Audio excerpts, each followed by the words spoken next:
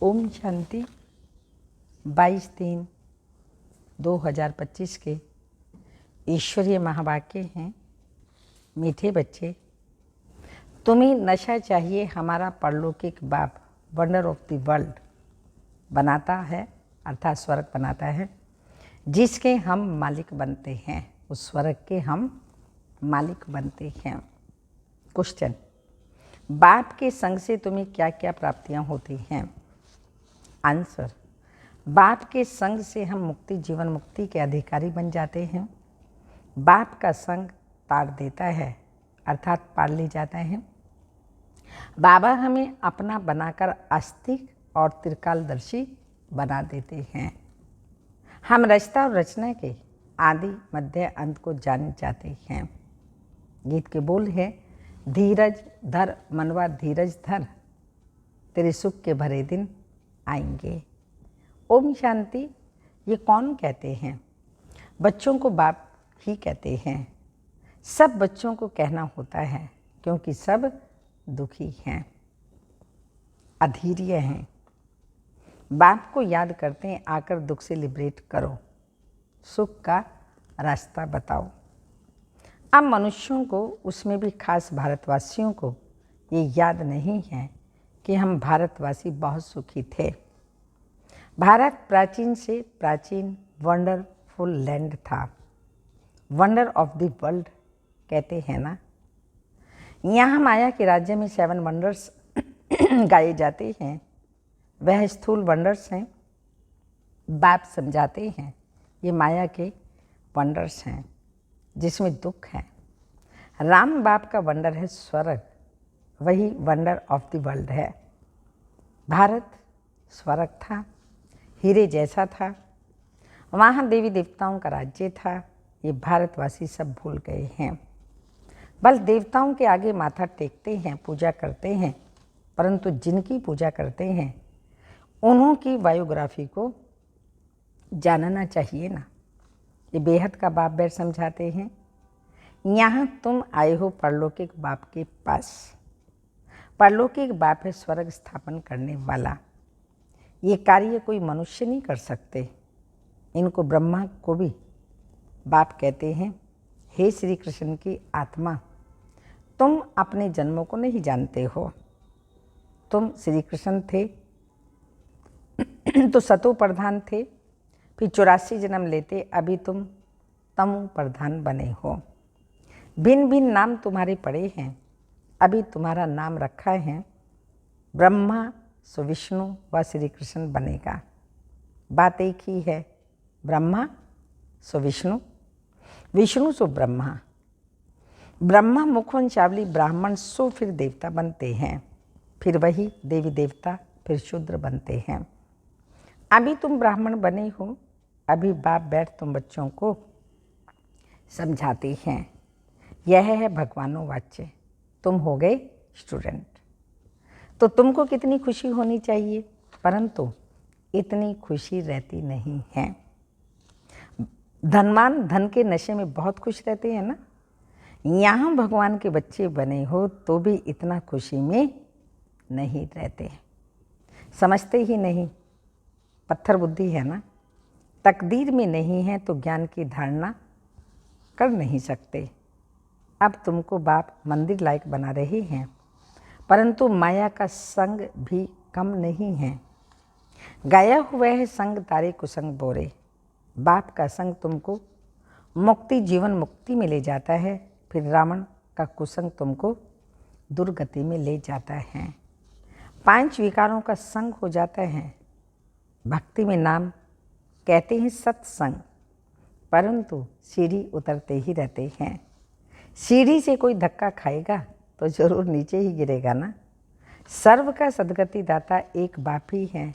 कोई भी होंगे, भगवान का इशारा ऊपर में करेगा।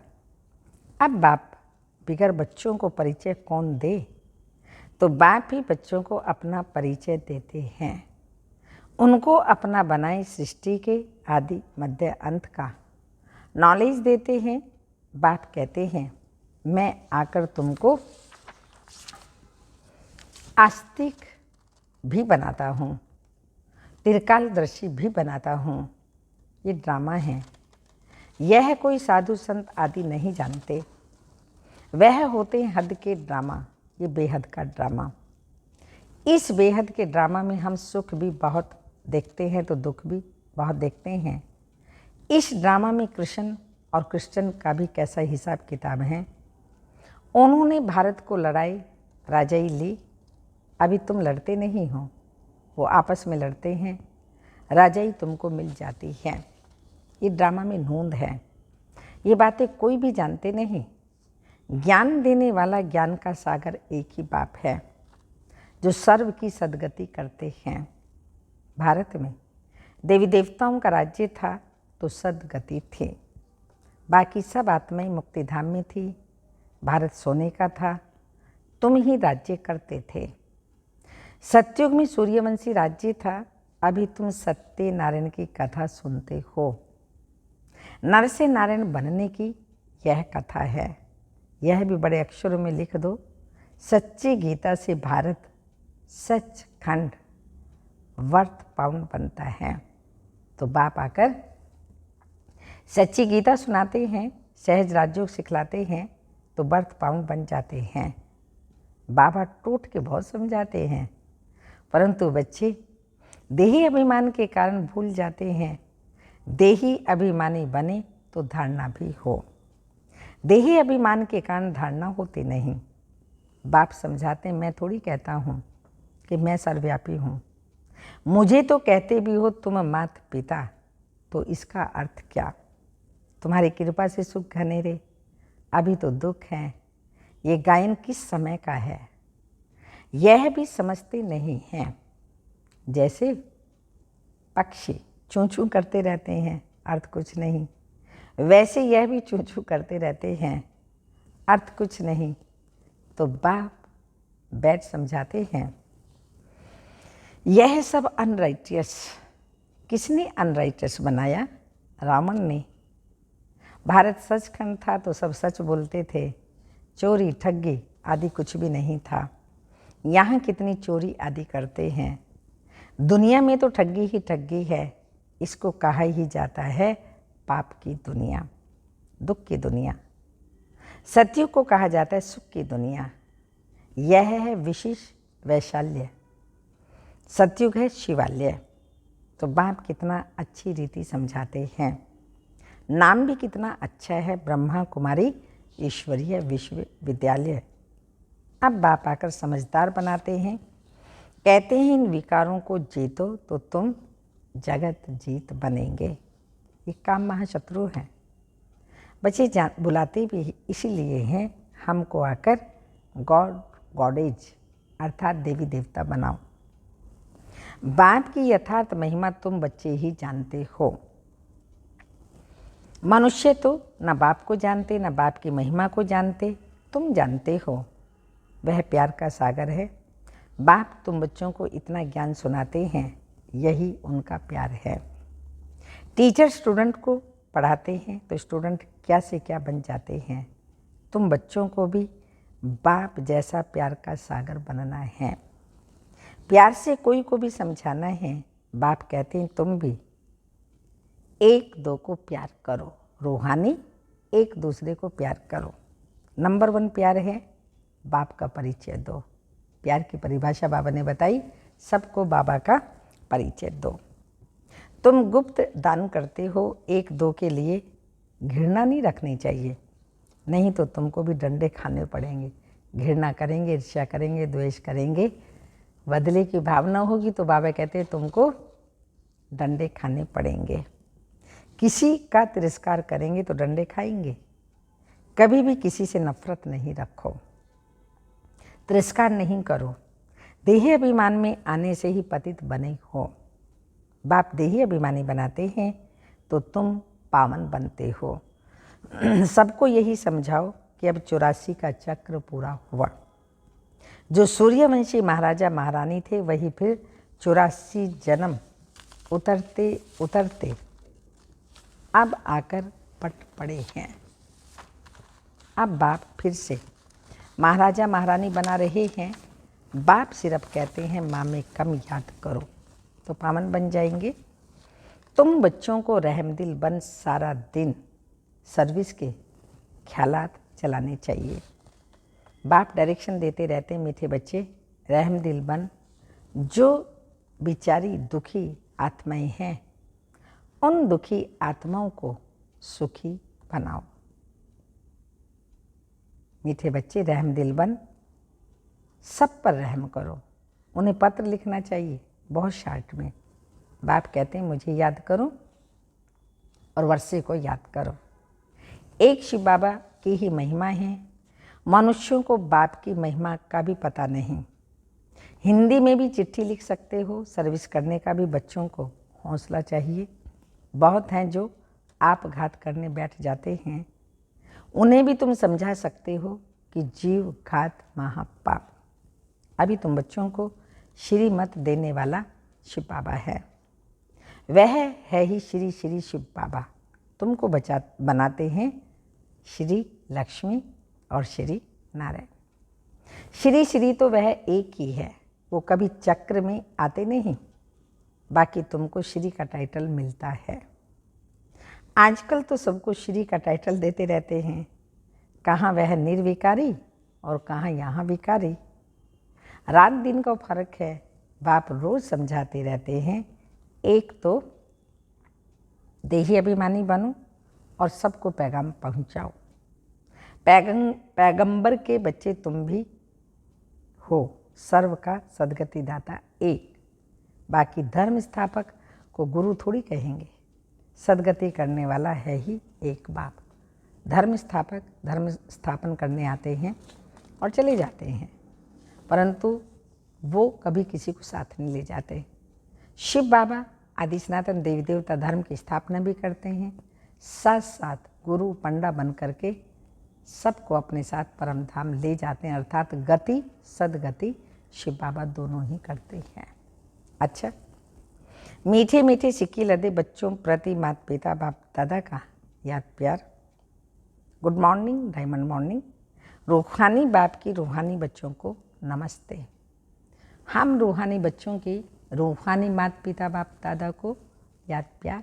गुड मॉर्निंग, डायमंड मॉर्निंग, ओम नमस्ते।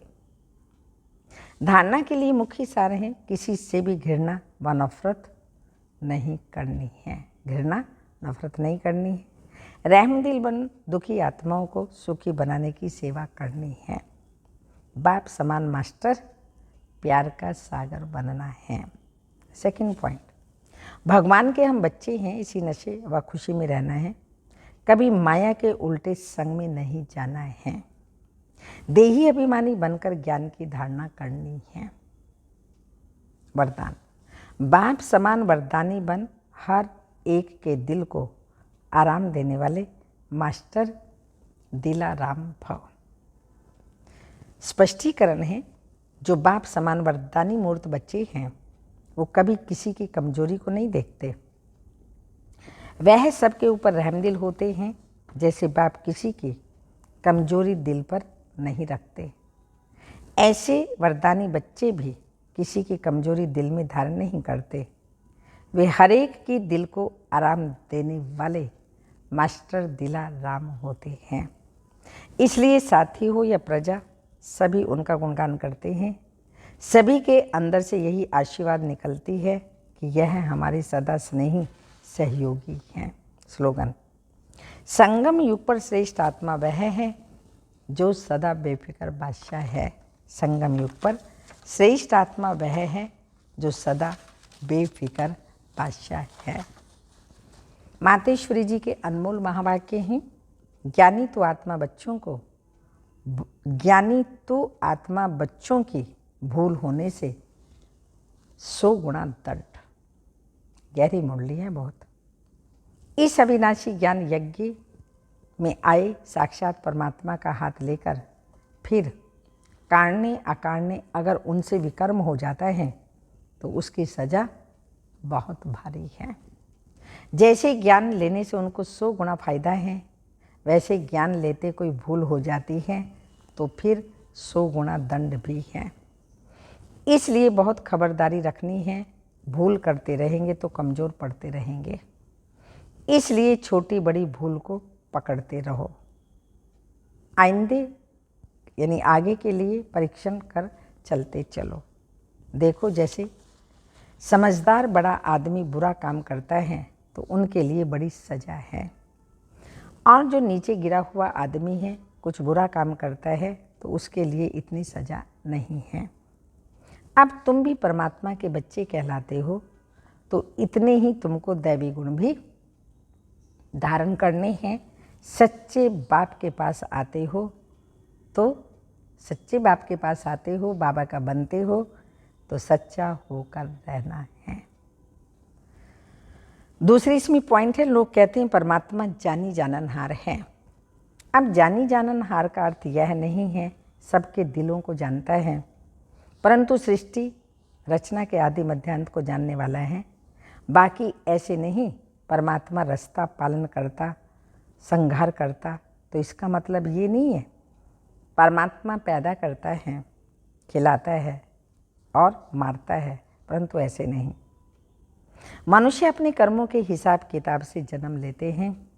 इसका मतलब यह नहीं कि परमात्मा बैठ उनके बुरे संकल्प और अच्छे संकल्पों को जानेगा। वो तो जानता है कि अज्ञानियों के दिल में क्या चलता होगा।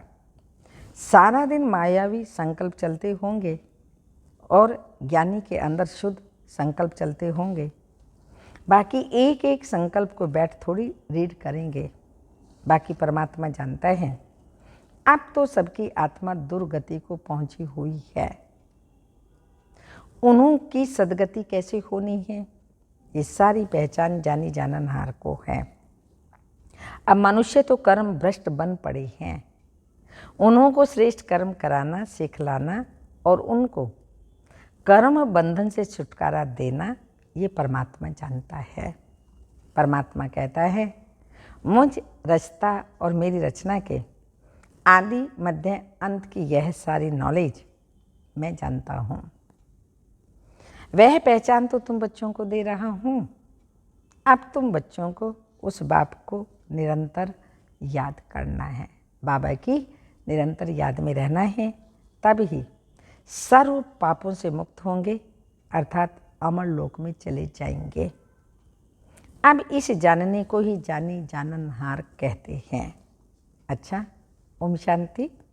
अव्यक्त इशारे। सत्यता और सभ्यता रूपी कल्चर को अपनाओ। कभी भी सभ्यता को छोड़ करके सत्यता को सिद्ध नहीं करना है। सभ्यता की निशानी निर्माणता, ये निर्माणता निर्माण का कार्य सहज करती है। निर्माणता निर्माण का कार्य सहज करती है। जब तक निर्माण नहीं बने तब तक निर्माण नहीं कर सकते। ज्ञान की शक्ति शांति और प्रेम है। ज्ञान की शक्ति क्या है? शांति और प्रेम। अज्ञान की शक्ति क्रोध को बहुत अच्छी तरह से संस्कार बना लिया है और यूज भी करते रहते हैं, फिर माफ़ी भी लेते रहते हैं। ऐसे अब हर गुण को, हर ज्ञान की बात को संस्कार रूप में बनाओ, तब सभ्यता आती जाएगी। जैसे क्रोध को यूज करते हैं तो बाबा ने कहा अब हर गुण को, हर ज्ञान की शक्ति को संस्कार रूप में बनाओ तो सभ्यता आती जाएगी। अच्छा, ओम शांति।